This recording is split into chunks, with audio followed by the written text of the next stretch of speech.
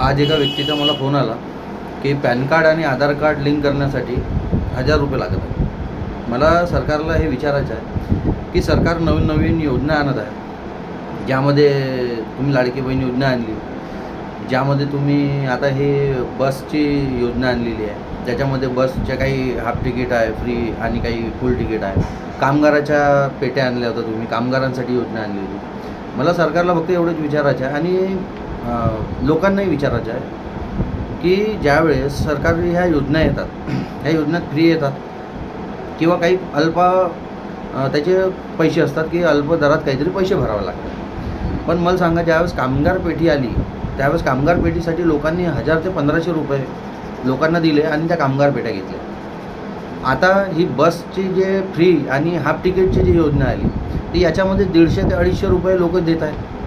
त्याच्यानंतर आता हे आधार कार्ड पॅन कार्डला 1000 रुपये लागत आहे.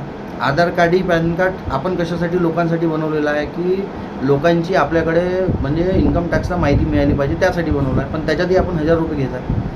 अशा अनेक योजना आणि अनेक म्हणजे ज्या योजना चालत असतात ते सरकार आणत असतात. हे जे पैसे घेतात हे लोक, हे पैसे कुठं थांबले पाहिजे आणि लोक यावर बोलत का नाही, मला याचा विचार येते. कारण आपण बोलायला पाहिजे.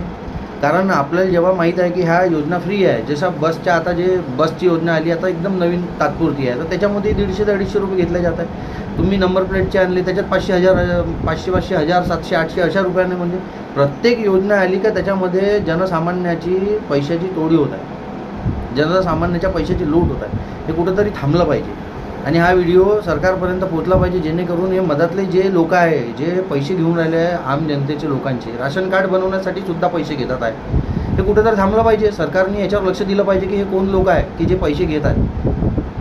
जय हिंद, जय महाराष्ट्र.